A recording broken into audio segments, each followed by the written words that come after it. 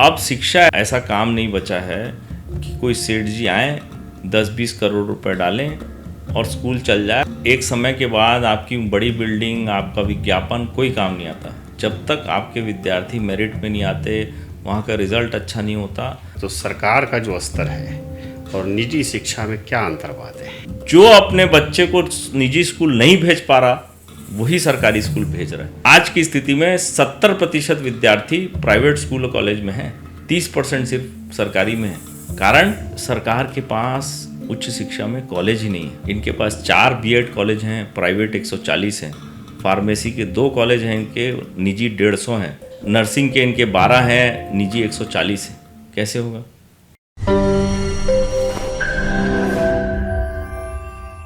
नमस्कार, मैं Krishna Kumar Sikandar, the Sikandar show में आपका स्वागत है। भास्कर दूत की ओर से आयोजित इस कार्यक्रम में हम समाज के विभिन्न वर्गों से बात करते हैं, ज्वलंत मुद्दों पर बात करते हैं। आज हमारे साथ मौजूद हैं राजीव गुप्ता जी। ये प्राइवेट स्कूल मैनेजमेंट एसोसिएशन के अध्यक्ष हैं और चूँकि शिक्षा एक ऐसा विषय है जिस पर सभी का ध्यान रहता है और मुझे लगता है कि सारे परिवार के लोग उससे जुड़े होते हैं, तो आज हम उनसे उस शिक्षा के विषय में उनके विचार को हम जानने का प्रयास करेंगे। नमस्कार। सबसे पहले आप शिक्षा के क्षेत्र में कैसे आपकी रुचि हो गई? हमारा जो परिवार है वो यहीं रचा बसा और उसके बाद हम लोग 7 भाई हैं। हमारे पिताजी फ्रीडम फाइटर हैं और वो भगवान की दया से भी स्वस्थ हैं, 100 साल के हैं। तो सब किसी भाइयों को अलग अलग व्यवसाय करना था, अलग अलग काम करना था, तो हमने यहाँ बहुत पहले कंप्यूटर सेंटर खोला। उसके बाद गरियाबंद में जगह की उपलब्धता थी हमारे पास, तो फिर वहाँ हमने कॉलेज खोला, फिर स्कूल खोला और अब वहाँ बहुत सारे हायर एजुकेशन के कोर्सेज हैं। सीबीएसई स्कूल है, स्टेट बोर्ड का स्कूल है। आदिवासी अंचल में काम करने का सौभाग्य प्राप्त हुआ, ये बड़ी बात है, क्योंकि उस इलाके में जब हमने ये चालू किया स्कूल कॉलेज तो बड़ा उपलब्धि वाला सफ़र रहा। पहला सीबीएसई स्कूल उस ज़िले का, पहला बीएड कॉलेज उस ज़िले का, पहला फार्मेसी कॉलेज उस ज़िले का, पहला आईटीआई उस ज़िले का। तो गरियाबंद क्षेत्र के शैक्षणिक परिदृश्य में हमारी संस्था का बड़ा योगदान है। आप खास करके ग्रामीण और आदिवासी क्षेत्रों में आपने काम किया है, जो वनांचल का क्षेत्र है, तो वहाँ शिक्षा का जो सरकार का जो स्तर है और निजी शिक्षा में क्या अंतर्वाद है?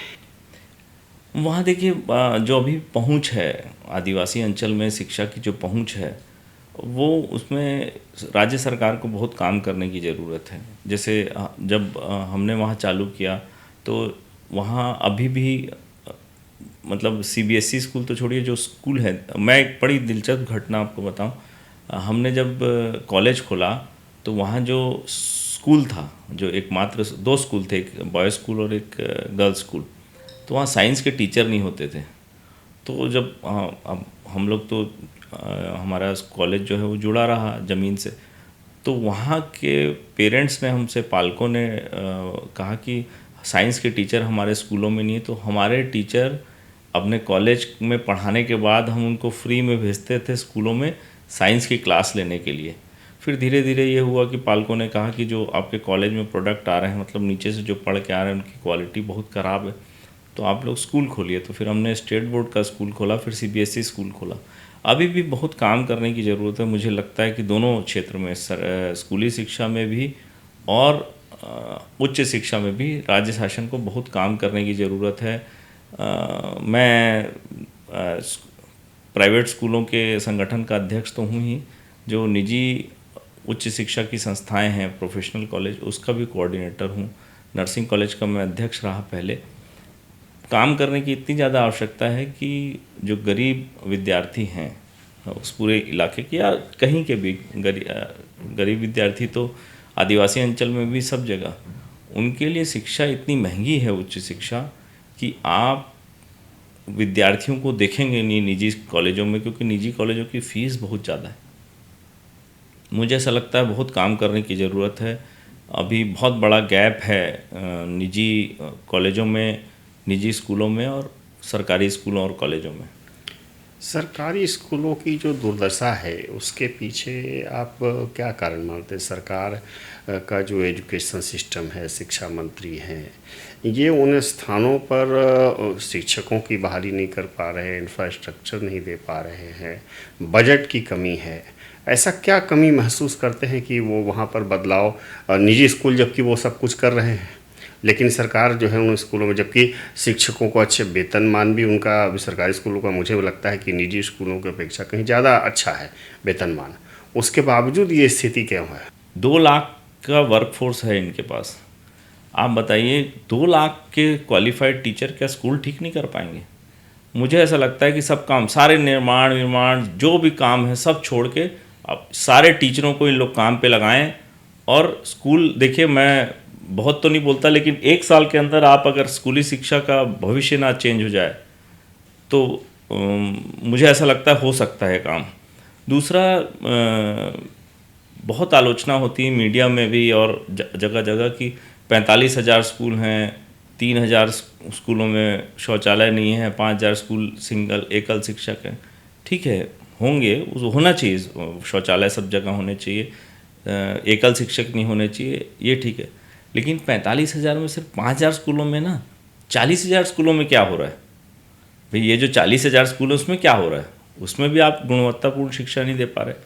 सारा ध्यान हटा के स्कूल शिक्षा विभाग को अपने टीचरों पे ध्यान केंद्रित करना चाहिए। इनके पास एक टीचर अनक्वालिफाइड नहीं है।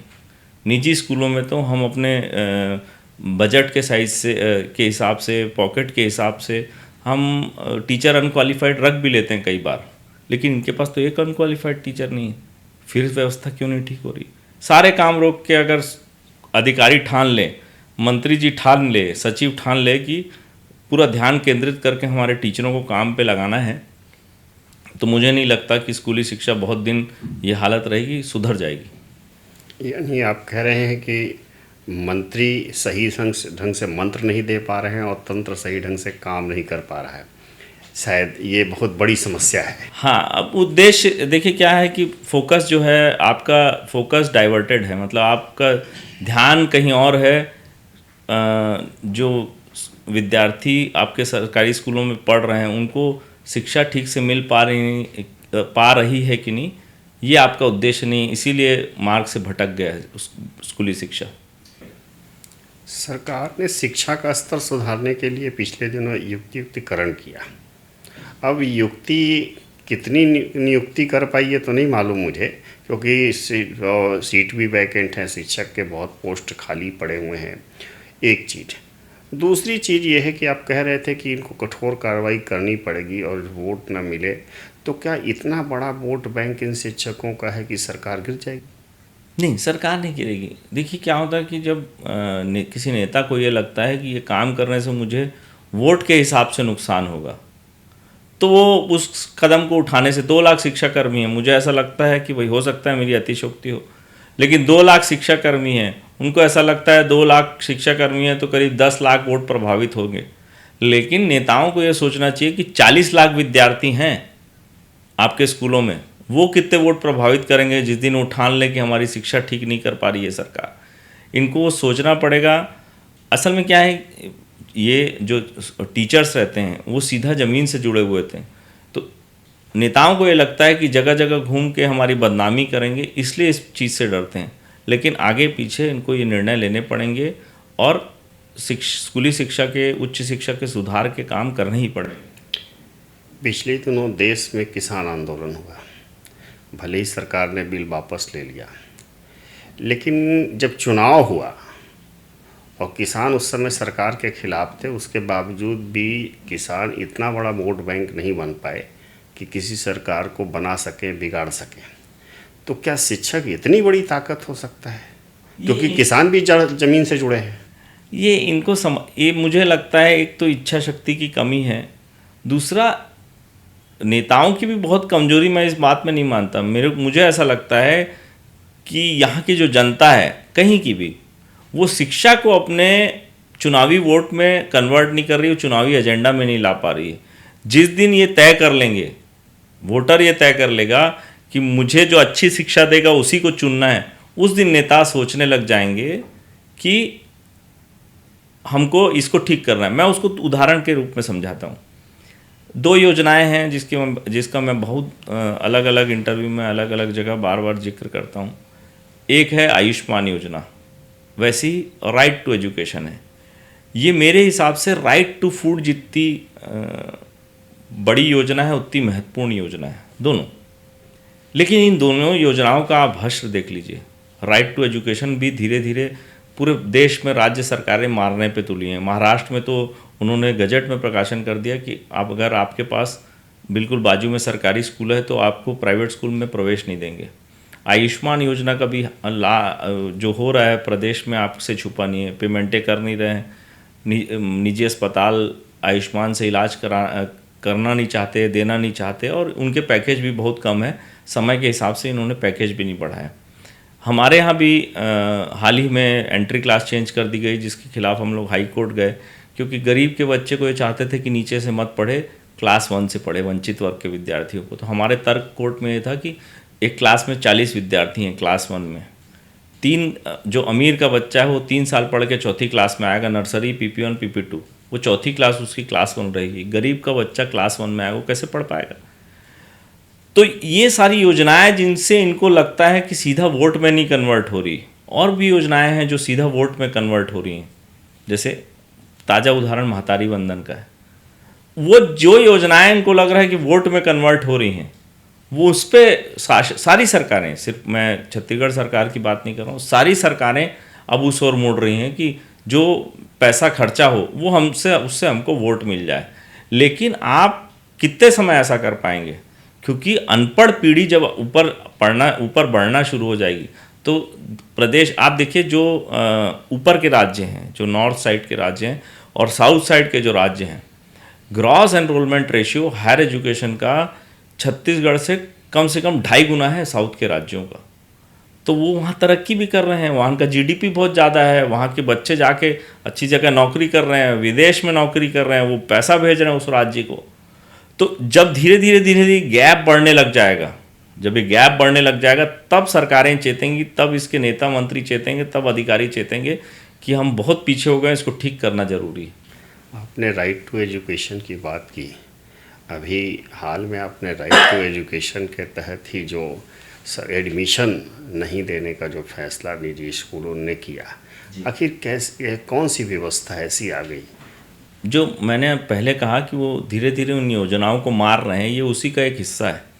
2011 में जब राइट टू एजुकेशन शिक्षक अधिकार कानून इम्प्लीमेंट हुआ तो राज्य शासन, उसका नियम, शिक्षक अधिकार कानून का नियम ये है कि राज्य सरकार को अपने स्कूलों में प्रति विद्यार्थी प्रति वर्ष जो खर्च होता है वही निजी स्कूलों में शिक्षा के अधिकार कानून के अंतर्गत देना है। 2011 में इन्होंने कमेटी बनाई, उसने तय किया कि वो खर्चा जो है 1ली से 5वीं तक हमारा 7,000 रुपये प्रति वर्ष है और 6वीं से 8वीं तक का 11,400 है। ठीक है, अब ये 14 साल बीत गए इस बात को। हम 2016 से मांग कर रहे हैं कि प्रति विद्यार्थी जो आप 7,000 दे रहे हो, ये आप इसको रिवाइज़ करिए, कम है, इसमें बढ़ोतरी की ज़रूरत है। 14 साल से ये हमको नकारते रहे। जब हमको समझ में आया कि हमारी बात नहीं सुनी जाएगी तो हम हाई कोर्ट चले गए। हाई कोर्ट में 19 सितंबर को आदेश आया कि इसमें कोई जस्टिफिकेशन नहीं है, जो आप बोल रहे हो ये न्याय संगत नहीं है कि आप 14 साल से इनका पैसा नहीं बढ़ाया। ये आपको रिप्रेजेंटेशन देंगे, उसका 6 महीने के अंदर निराकरण करिए, हाँ करिए ना करिए, ये लोग दूसरा रास्ता देखेंगे। तो उस पर निर्णय लेने के लिए कहा 19 सितंबर 2025 को। आज 6 महीना बीतने के बाद भी इन्होंने कोई उसमें पहल नहीं की, जबकि हम लोग लगातार सारे लोगों से मिल रहे हैं। फिर हमने प्रदेश कार्यकारिणी की बैठक बुलाई और हमने निर्णय लिया कि अगर आप ऐसे ही करते रहेंगे तो हम इस साल प्रवेश नहीं देंगे। कानूनी रूप से न्याय संगत नहीं है, लेकिन हमारे पास जो संवैधानिक दायरा है उसमें और कोई विकल्प इसके अलावा है नहीं। इसमें गतिरोध जो है अब स्कूल शिक्षा विभाग को आगे बढ़ के दूर करना पड़ेगा। अब हमारे हाथ में नहीं है। हम इस साल स्कूलों ने ठान लिया है कि हम प्रवेश नहीं देंगे। तो इससे लगभग कितने छात्र प्रभावित होंगे? हर साल 55 से 60 हज़ार प्रवेश होते हैं प्रतिवर्ष। ये प्रवेश जो हैं इस साल नहीं होंगे। 4 लाख के आसपास विद्यार्थी, 4 लाख से कुछ ऊपर विद्यार्थी हमारे स्कूलों में अभी पढ़ रहे हैं। हम उनकी पढ़ाई बाधित नहीं करेंगे, लेकिन 65 हज़ार विद्यार्थियों का प्रवेश नहीं होगा। इन 65,000 विद्यार्थियों के अगेंस्ट 2.25 लाख आवेदन प्रतिवर्ष आते हैं, वो सब प्रभावित होंगे। यानी जो अभी जिसको पिछले साल तक आपने नामांकन जिन लोगों का ले लिया है उनका आप वैसे ही चलाएंगे? हाँ, वो वैसे ही पढ़ते हैं। अब जो नया जो है, जब तक सरकार जो है रिवीजन नहीं कर देती है और तब तक आप उसका तब तक हम प्रवेश नहीं लेंगे। अच्छा, एक चीज़ बताइए कि जैसे राइट टू एजुकेशन के तहत आपके यहाँ जो बच्चे आते हैं तो सरकार के कहीं ना कहीं ग्रांट पे ही आते हैं, एक तरह का उनके लिए वो छात्रवृत्ति ही होती है कि निजी स्कूल में, उनका परफॉर्मेंस क्या होता है? देखिए, पहले तो बहुत ज़्यादा दिक्कत नहीं थी क्योंकि जो सामान्य वर्ग के विद्यार्थी भी थे, कुछ लो इनकम कैटेगरी के भी जो विद्यार्थी थे, उनका भी स्टैंडर्ड करीब, उनका भी पढ़ाई का स्तर वैसा ही रहता था। लेकिन अब जो राइट टू एजुकेशन में विद्यार्थी आ रहे हैं, देखिए क्या है, चलते चलते जो सामान्य विद्यार्थी हैं, जो जनरल विद्यार्थी हमारे पास आ रहे हैं, जनरल मतलब SC ST OBC भी हो, राइट टू एजुकेशन के अलावा समझ लीजिए जो विद्यार्थी हमारे, वो चलते चलते 10वीं सीढ़ी तक पहुंच गए। लेकिन ये अभी वो सीढ़ी चढ़ना शुरू किए। होता क्या है कि जब ये सरकार बनी तो उन्होंने हमसे सलाह मांगी, तो हमने सलाह दी कि आप ड्रॉप आउट क्यों हो रहे हैं, ये पता करिए। ड्रॉप आउट तो ज़्यादा आत्मानंद स्कूलों में गए थे, लेकिन हो क्या रहा है कि जो राइट टू एजुकेशन में विद्यार्थी आते हैं वो आम तौर पे फर्स्ट जनरेशन लर्नर है, मतलब उनके पहली पीढ़ी है जो पढ़ाई कर रही है, इनके पीछे पढ़ाने वाला कोई नहीं। इंग्लिश मीडियम स्कूलों में क्या होता है कि इतना पर्याप्त पढ़ाई होती है, उसको होमवर्क दिया जाता है, घर का काम दिया जाता है कि घर में अगर उसको कोई सपोर्ट ना हो तो वो बच्चे स्कूल में परफॉर्म नहीं कर पाते। चूँकि अब 1ली से 8वीं तक आप फेल नहीं कर सकते, इसलिए वो पास होते जाते हैं। हम भी उनको निकाल नहीं सकते, निजी स्कूल निकाल नहीं सकते। लेकिन क्या होता है, जैसे ही वो 9वीं में जाता है तो पता चल जाता है कि वो दिक्कत है उस बच्चे की पढ़ाई में, क्योंकि पीछे से सपोर्ट नहीं है, घर में पढ़ाने वाला कोई नहीं। आप स्कूल में सारी चीज़ें नहीं पढ़ सकते, आपको कुछ ना कुछ घर में पढ़ना ही पड़ेगा, घर में माँ बाप पढ़ाएं, कोई पढ़ाए। तो 9वीं में जाके परफॉर्मेंस पता चलती है कि बहुत दिक्कत है उसको, और वो बच्चा फेल हो जाता है, पहला। दूसरा, इसमें हमने राज्य सरकार को एक बार सुझाव दिया था जब माननीय भूपेश बघेल जी की सरकार थी, कि ऐसे विद्यार्थियों को आप कोई ट्यूशन का सपोर्ट दीजिए। माता पिता पढ़े नहीं हैं, वो पढ़ा नहीं सकते, तो विद्यार्थी को कोई 1 घंटा 2 घंटा उनके श्रमिक बस्ती हो, सघन बस्ती जहाँ वो रहते हैं, कोई एक ट्यूशन का सपोर्ट दीजिए, ताकि वो सामान्य बच्चों की शिक्षा के लेवल में कम से कम उनके आसपास आ सके। अभी स्तर बहुत ख़राब है, लेकिन इस पे भी कुछ किए जाने की आवश्यकता है, जल्दी ही कुछ करना पड़ेगा इनको इस बारे में। आपको लगता है कि जैसे जो निजी स्कूल हैं, कॉलेज चल रहे हैं, वहाँ फीस भी ठीक ठाक जमा करना पड़ता है बच्चों को? मैं कि उनकी बात नहीं कर रहा हूँ, जो गवर्नमेंट वाले से आ रहे हैं, राइट टू एजुकेशन के करना पड़ता है, उसमें भी वैसे बच्चे होंगे, बहुत सारे बच्चे वैसे हो सकते हैं। तो अब वहाँ से जो बच्चे पास आउट होंगे, आप देखते हैं कि जैसे ही कोई बड़ा रिजल्ट आता है, अखबारों में विज्ञापन, हमारे यहाँ से इतने टॉपर निकले, इतने निकले। आप भी जो प्राइवेट स्कूल है वो करते हैं, तो हमारे टॉपर ज़्यादा हों, इसके लिए निजी स्कूल क्या एफर्ट करते हैं? देखिए क्या है, निजी स्कूल जितने हैं, कहीं के भी हों, देश के किसी कोने के हों, वो अपने आप के कंपटीशन में फंसे हुए हैं। मतलब अगर आप अच्छा नहीं करोगे तो आपके बाजू में एक स्कूल है, वो आपके विद्यार्थी उसमें ट्रांसफ़र हो जाएंगे। मैंने अपने जीवन में, मैं पिछले 20 साल से जुड़ा हूँ स्कूली शिक्षा में, हायर एजुकेशन से, शिक्षा से ही आमतौर पे, मोटे मोटे तौर पे मैंने स्कूल बंद होते बहुत कम देखे हैं, निजी स्कूल। लेकिन अब हो क्या रहा है कि अब देखिए एक चीज़ और जिसको मैं बार बार बोलता हूँ, अब शिक्षा ऐसा व्यवसाय नहीं, ऐसा काम नहीं बचा है कि कोई सेठ जी आएँ 10-20 करोड़ रुपए डालें और स्कूल चल जाए और वो उनका नाम होता जाए कि ये फलाना सेठ जी हैं, इनका स्कूल है और ये स्कूल चल रहा है। अब वो मामला ख़त्म हो गया। आपको पूरे पैशन से, पूरी मेहनत से, पूरी ताकत से स्कूल चलाना पड़ेगा, क्योंकि आपके जस्ट बाजू में एक दूसरा स्कूल है जिसको कोई यंग लड़का या लड़की चला रहा है, पूरे पैशन से चला रहा है, उसको पढ़ा रहा है। तो अब ये स्कूल का जो काम है या स्कूल के जो भी स्कूल खोलता है, हम लोग उनको सलाह देते हैं कि अभी ऐसा काम नहीं है कि आपने स्कूल खोल दिया और चले गए, आपको परफॉर्मेंस देनी पड़ेगी।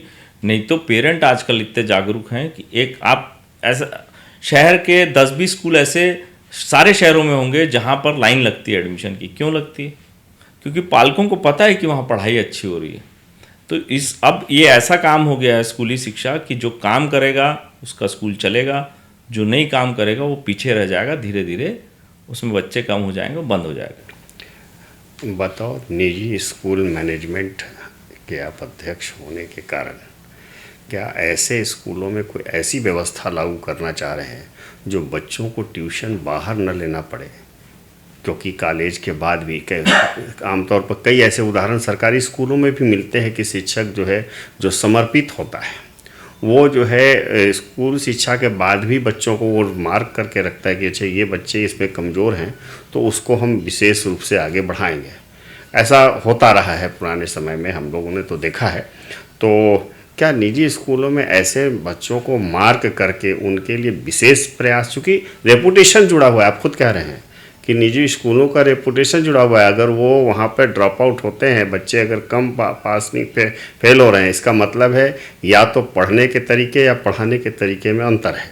तो उसके लिए आपका कोई सुझाव अपने निजी स्कूलों के लिए है? ये बहुत सारे स्कूल, पूरे प्रदेश में ऐसे बहुत सारे स्कूल हैं जो कमज़ोर विद्यार्थियों के लिए स्कूल के बाद रेमेडियल क्लासेस चलाते हैं। स्कूल की परफॉर्मेंस एक समय के बाद, आपकी बड़ी बिल्डिंग, आपका विज्ञापन कोई काम नहीं आता जब तक आपके विद्यार्थी मेरिट में नहीं आते, वहाँ का रिज़ल्ट अच्छा नहीं होता। इस और अच्छे एकेडमिक रिकॉर्ड्स वाले स्कूल हैं उनमें ये बात है। उन लोग, और आप देखे होंगे कि जो अच्छे एकेडमिक रिकॉर्ड्स वाले स्कूल हैं वो टेस्ट भी लेते हैं। क्यों टेस्ट लेते हैं? वो इसीलिए लेते हैं, वो देखते हैं कि जो मेरे यहाँ प्रवेश लेने वाला विद्यार्थी वो कितना मेहनती है, कितना इसमें काम किया जा सकता है और वो कहाँ तक जा सकता है। हर स्कूल जो है वो इस लाइन पे सोचता है कि मेरे स्कूल का रिज़ल्ट अच्छा हो। दूसरा, जो आप ट्यूशन की बात कर रहे हैं, वो ज़्यादा जो मामला है वो माता पिता की महत्वाकांक्षाओं से जुड़ा हुआ है। अब उनकी आकांक्षाओं, महत्वाकांक्षाओं से जुड़ा हुआ है। आप किसी भी पालक से पूछ लीजिए, आप अपने पत्रकार को भेजिए और आप किसी पालक से पूछिए आपका बेटा कौन सी क्लास में, बोले मान लीजिए बोला 9th में, तो आप क्या चाहते हो आपका बेटा क्या करे? तो बोले क्लास में फर्स्ट आए, नीट में फर्स्ट आए, नीट में सिलेक्शन हो जाए, IIT में सिलेक्शन हो जाए। कोई भी पालक अपने बच्चे को क्लास नंबर 2 में नहीं आने देखना चाहता, तो कैसे होगा? ये ज़्यादा जो ट्यूशन और जो मानसिक दबाव है, कोचिंगों का दबाव है, ये ज़्यादा पालकों की महत्वाकांक्षाओं से जुड़ा है बजाय स्कूल के रिज़ल्ट से। आप पालकों को अपने बच्चों की वास्तविक स्थिति से अवगत रहना चाहिए, तभी उस पर बोझ डालना चाहिए। जो कोचिंग क्लासों में बेदम भीड़ है, वो माता पिताओं के दबाव के कारण है। आप कितने लोग वहाँ सिलेक्शन होते हैं बताइए इन कोचिंग क्लासों से? नहीं होते, बहुत नहीं होते भाई, सीटें ही बहुत लिमिटेड हैं। तो इतना दबाव डाल के, इतने विद्यार्थियों के ऊपर मानसिक बोझ डाल के कोई हल नहीं है। इसलिए स्कूल की जो शिक्षा है वो स्कूल अपने स्तर पे पर्याप्त कराता है। हाँ, किसी सब्जेक्ट में विद्यार्थी कमज़ोर है तो उसको बिल्कुल पढ़ना चाहिए, किसी ट्यूशन लेनी चाहिए, माँ बाप का सहारा लेना चाहिए, किताबों का सहारा लेना चाहिए। लेकिन ज़्यादा जो दबाव है ट्यूशन का वो माता पिता के कारण है, बच्चों के कारण नहीं। स्कूल में जितनी बातें आपने बताई उससे मैं ये समझ पाया कि स्कूल में अब आज की तारीख में क्वालिटी और क्वांटिटी का मामला आ गया है। अधिकांश, जो खुद ही आपने कहा, कुछ स्कूल ही हैं जिनके परफॉर्मेंस अच्छे हैं, जहां लाइन लगती है।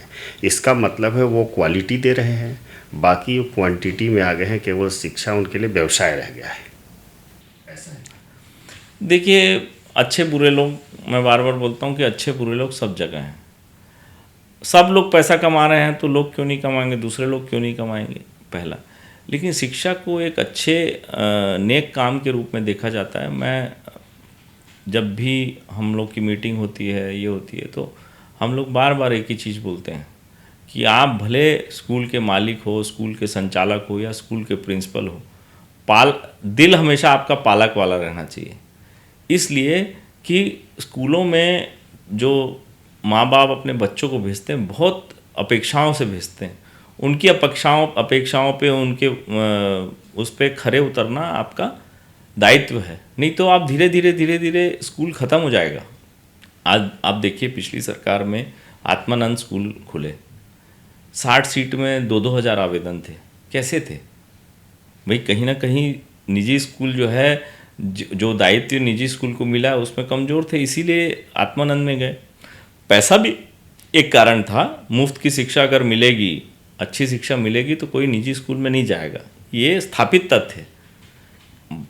अब फॉरेन में तो निजी स्कूल नहीं होते, बहुत सारे ऐसी कंट्रीज़ हैं जहाँ निजी स्कूल नहीं है। अमेरिका में निजी स्कूल नहीं है, तो वहाँ शिक्षा ठीक नहीं है क्या? ठीक है, लेकिन निजी स्कूलों को हमेशा ये सलाह है मेरी कि आप जो भी काम कर रहे हैं उसमें आपको माता पिता की जो जिम्मेदारी से अपने बच्चों को भेज रहे हैं आपके पास, उनकी आकांक्षाओं को पूरा करना, अपने काम को पूरी ईमानदारी से करना, ये आपका ध्येय होना चाहिए। आत्मानंद स्कूलों की जो अच्छी खासी सफलता मिली, बच्चे वहाँ पर गए, तो बात तो ये भी हुई कई बार कि अंग्रेजी स्कूल में गए और वहाँ हिंदी के शिक्षक थे, तो अंग्रेजी के हुए नहीं, हिंदी के रहे नहीं, ये हालत भी रही। तो इसकी विफलता में क्या आप कारण मानते हैं? नहीं, मैं थोड़ी आपकी जानकारी दुरुस्त कर दूं। आत्मानंद स्कूलों में जितने अपॉइंटमेंट हुए थे या जितने बच्चों को लिया गया था, वो 2 क्राइटेरिया था उसमें कि एक तो जो टीचर वहाँ जिसका भी अपॉइंटमेंट होगा वो teacher through out English medium पढ़ा होना चाहिए। आप उनके अपॉइंटमेंट के विज्ञापन देख लीजिए, उसमें लिखा हुआ है। वो अलग से 1-2 टीचर कोई किसी अधिकारी ने अपना सोर्स लगा के करा लिया तो नहीं पता। दूसरा, जो विद्यार्थी वहाँ प्रवेश लेगा वो पीछे से इंग्लिश मीडियम स्कूलों में पढ़ा होना चाहिए। तो उससे हुआ क्या कि जो हमारे टीचर थे वो हमारे टीचर भी आत्मानंद में चले गए, और इनके तो और कोई इंग्लिश मीडियम स्कूल नहीं है, तो हमारे स्कूल के विद्यार्थी वहाँ गए। अभी जो मौजूदा सरकार है उसकी सोच इस बारे में क्या है, क्योंकि इनका जो अनुवांशिक संगठन है आरएसएस, वो अंग्रेजी माध्यम के स्कूलों को प्रमोट नहीं करता, इसलिए आत्मानंद स्कूलों को इन्होंने किनारे कर दिया है। अभी क्या स्थिति है आत्मानंद की मुझे नहीं मालूम, लेकिन अलग से उनको फंड मिलना बंद हो गया है, सब बंद हो गया। इंग्लिश मीडियम स्कूल आगे पीछे कोई भी सरकार आए उसको खोलने पड़ेंगे, क्योंकि पालक अपने विद्यार्थियों को, अपने बच्चों को इंग्लिश मीडियम स्कूल में ही पढ़ाना चाहता है। ये अभी बातचीत के क्रम में हुआ, मैंने पूछा था आपसे कि जो आईटीए के तहत आते हैं बच्चे, वो चूँकि उनके पालक जो है उतने शिक्षित नहीं होते हैं या पहली बार वो जो है इस तरह की शिक्षा में प्रवेश करते हैं, वो कमज़ोर हैं। तो आपके इसको अगर सरकार आपका जो पैमाना है, जो पैसे का उनका बढ़ा देती है, तो क्या उसके बदले आप उन बच्चों को पालक बनकर काम करेंगे, उसको पढ़ाने का काम करेंगे, ताकि वो इन समस्या से जूझे ना? वो सामाजिक समानता लाना इस एक्ट में एक छुपा हुआ उद्देश्य है जो बहुत कम लोग समझ पा रहे हैं। इसको तो हमने नज़दीक से देखा है कि ऐसे परिवार का बच्चा जज के बच्चे के बाजू में बैठ रहा है, या आईएएस के बच्चे के बाजू में, आईपीएस या बड़े सेठ के बच्चे के बाजू में बैठ रहा है, जिसके यहाँ वो ड्राइवर है, उस सेठ का ड्राइवर है, उसका बच्चा और उसके ड्राइवर का बच्चा आजू बाजू बैठ के पढ़ रहा है। ये सामाजिक समानता के लिए बहुत ज़रूरी है। तीसरा, आप कुछ कर लीजिए, आपको अपनी जो शिक्षा का लेवल निजी स्कूल दे रहे हैं उससे मीट आउट करने के लिए आपको बहुत मेहनत लगेगी। क्या होता है देखिए, एक जो अपनत्व का भाव रहता है, जैसे आप अपने स्टूडियो में बैठे, ये आपका स्टूडियो है, सरकार अगर ये स्टूडियो को टेक ओवर कर ले तो कुछ दिनों में स्टूडियो का सत्यानाश हो जाएगा, ये आप भी जानते हैं, मैं भी जानता हूँ। तो जो अपनेपन का भाव है ना, वो भाव निजी सरकारी स्कूलों में आने में बहुत समय लगेगा। तो ये जो आप जो बोल रहे थे कि हम अपने बच्चों को उस उद्देश्य से देखते हैं, मैंने आज तक इतने सालों से मैं देख रहा हूँ, शिक्षक अधिकार कानून भी पिछले 15 साल से चल रहा है, मैंने बहुत कम उदाहरण दिए हैं, समझे हैं कि किसी स्कूल वाले ने राइट टू एजुकेशन के अंतर्गत पढ़ने वाले विद्यार्थी और दूसरे विद्यार्थी में कोई भेद किया हो। यहाँ तक कि हम एक ड्रेस पहनाते हैं, एक क्लास में बैठाते हैं, एक ही टीचर उनको पढ़ाता है और क्लास में किसी को पता नहीं होता कि ये सामान्य विद्यार्थी कौन है, राइट टू एजुकेशन का विद्यार्थी कौन है। हम वही शिक्षा उनको भी दे रहे हैं, वही अपनापन उनको दे रहे हैं, ये बहुत बड़ी बात है। और मुझे ऐसा लगता है कि ये भाव प्रदेश के लगभग सारे स्कूलों में होगा। किसी एक आध स्कूल में कोई भेद हो तो सरकार उस पर कार्रवाई करनी चाहिए और उसको ठीक करना चाहिए। एक दौर था जब निजी स्कूल हुआ ही नहीं करते थे, तो केवल सरकारी स्कूल थे, तो वहाँ पे तो बच्चे सबके पढ़ने जाते थे, वहाँ तो कोई भेदभाव नहीं होता था, और जो पढ़ाई होती थी सरकार की वही सब पढ़ कर आए हैं। मुझे लगता है कि और पढ़ाई अच्छी काफ़ी होती थी। तो अब जो जिस समय हम बात कर रहे हैं कि हम बराबर तो पहले से हमारे यहाँ था, तो ये व्यवस्था क्या निजी स्कूलों के आने के बाद ही खराब हो गई? नहीं, सामाजिक व्यवस्था खास करके सामाजिक व्यवस्था धीरे धीरे वैसे भी खराब हुई है। जो समाज अपने आप में परिवर्तन ले रहा है, जो गहराई खाई बढ़ रही है धीरे धीरे, वो समाज में अपने आप का भी परिवर्तन है। देखिए क्या है, निजी स्कूल ऐसे नहीं बढ़े हैं। निजी स्कूल इसलिए बढ़े और निजी अस्पताल इसलिए बढ़े कि 80-85 के आसपास सरकार ने इसमें अपनी लगाम ढीली कर दी। सरकार जैसे जैसे लगाम ढीली करती है किसी चीज़ में, तो उस स्पेस को कोई तो भरेगा। अब बच्चा मान लीजिए 5 साल का हो गया, 4 साल का हो गया, तो कहीं ना कहीं तो पालक भेजेगा ना पढ़ने के लिए। मैंने तो ऐसे ऐसे परिवार देखे हैं, मैं ऐसे ऐसे लोगों का फ़ोन सुन चुका हूँ कि जो लोन लिए हुए हैं, गोल्ड लोन लिए हुए हैं। पिछले साल एक बहुत भद्र परिवार के पुरुष आए मेरे पास और एक स्कूल का नाम लिए, बोले सर मैंने 2 साल से पैसा नहीं पटाया, इस साल अभी तक उन्होंने एडमिट कार्ड के लिए नहीं बोला, लेकिन मुझे पक्का पता है कि वो एडमिट कार्ड नहीं देंगे। तो मैं बोला कि आप उसको निकाल के सरकारी स्कूल में भेज दीजिए या कम फीस वाले में स्कूल में भेज दीजिए। बोले, उन्होंने मुझसे कहा कि मैं अपने बच्चे के से आंख नहीं मिला पाऊंगा अगर मैं ऐसा करूंगा, क्योंकि वो पढ़ाई में बहुत अच्छा है, मेरिट में उस स्कूल में नंबर 1-2 आता है, तो मैं उससे आंख नहीं मिला पाऊंगा। मैं प्रॉमिस करता हूं कि मैं पैसा दे दूंगा, एग्ज़ाम या आखिरी साल है उसका, इस बार का एग्ज़ाम दिला दूँ। मैंने उससे फ़ोन किया स्कूल वाले को कि अगर ये बच्चा पैसा नहीं दे पाएगा, ये परिवार पैसा नहीं दे पाएगा, तो एसोसिएशन अपनी तरफ से पैसा देगी, इसको मत निकालना। शिक्षा व्यवस्था को, सरकार को अपनी शिक्षा व्यवस्था को सुदृढ़ करना ही पड़ेगा, उसके अलावा कोई विकल्प नहीं। परिवार, छोटे से छोटा परिवार जिसके पास पैसे का कोई साधन नहीं, आय नहीं, जो मैं आपको एक लाइन में बताता हूँ, जो अपने बच्चे को निजी स्कूल नहीं भेज पा रहा वही सरकारी स्कूल भेज रहा है। ये हालत हो गई है व्यवस्था की, स्कूली शिक्षा की। एक आंकड़ा, अभी आप चूँकि अपन उसमें बात कर रहे हैं, रायपुर ज़िले में 1400 सरकारी स्कूल हैं और इनमें पढ़ने वाले विद्यार्थियों की संख्या करीब 2.5 लाख रुपये, 2,43,000 48,000 कुछ विद्यार्थी सरकारी स्कूलों में है, 1400 स्कूलों में। रायपुर ज़िले में 922 या 23 प्राइवेट स्कूल हैं, इसमें 3.25 लाख या 3.5 लाख विद्यार्थी हैं, 3.5 लाख के आसपास विद्यार्थी हैं। क्यों बढ़ रहे हैं? स्कूलों की संख्या आपकी ज़्यादा है, प्राइवेट स्कूलों में क्यों बढ़ रहे हैं? और धीरे धीरे ये सब जगह जो अर्बन इलाके हैं वो उसमें एक कन्वर्जन होना शुरू हो जाएगा कि सरकारी स्कूलों में विद्यार्थी कम होते जाएंगे और प्राइवेट स्कूलों में बढ़ते जाएंगे। क्यों होगा? इसलिए होगा कि पालक भी देख रहे हैं कि क्या स्थिति है सरकारी स्कूलों की। सरकारी स्कूलों को ठीक किए बगैर देश की व्यवस्था ठीक नहीं हो सकती। हर कोई निजी स्कूल का पैसा नहीं पटा सकता, निजी स्कूल की फ़ीस नहीं पटा सकता। मैं आपको उच्च शिक्षा में हालत और ज़्यादा ख़राब है, हम तो सिर्फ स्कूली शिक्षा की बात करें। उच्च शिक्षा में हालत ये है कि हर पालक, निजी स्कूली शिक्षा में कोई पालक नहीं चाहता कि उसका बच्चा प्राइवेट सरकारी स्कूल में जाए। आप किसी को भी पूछोगे जिसके पास पैसा नहीं है, वो भी बोलेगा मेरे बच्चों को आपको प्राइवेट स्कूल में भेजना है। उच्च शिक्षा में आप हर पालक को पूछोगे तो बोलेगा मैं अपने बच्चे को सरकारी कॉलेज में एडमिशन कराना चाहता हूँ, सरकारी यूनिवर्सिटी में कराना चाहता हूँ। लेकिन व्यवस्था इतनी खराब है कि अभी आज की स्थिति में 70% विद्यार्थी प्राइवेट स्कूल और कॉलेज में हैं, 30% सिर्फ सरकारी में है। कारण सरकार के पास उच्च शिक्षा में कॉलेज ही नहीं है। इनके पास 4 बीएड कॉलेज हैं, प्राइवेट 140 हैं, फार्मेसी के 2 कॉलेज हैं, इनके निजी 150 हैं। नर्सिंग के इनके 12 हैं, निजी 140 हैं। कैसे होगा? प्राइवेट यूनिवर्सिटी हर तीसरे महीने एक नई प्राइवेट यूनिवर्सिटी खुल रही। क्यों खुल रही है? आपने उच्च शिक्षा में पैसा खर्चा करना बंद कर दिया।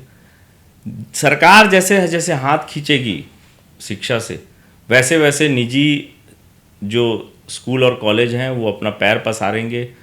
फिर एक दिन आप शिकायत करेंगे कि मेरा बच्चा, उच्च शिक्षा तो आप कितना भी पैसा कमाते हो, आप महीने का 1 लाख से लेकर 10 लाख भी कमाते हो, आप अपनी मर्जी के उच्च शिक्षा के कॉलेज में अपने बच्चे को नहीं भेज पाएंगे। मैं आज दावे के साथ बोल रहा हूँ, कितना भी पैसा कमाते हो आप भेज नहीं पाएंगे, क्योंकि हायर एजुकेशन निजी इतनी महंगी होती जा रही है।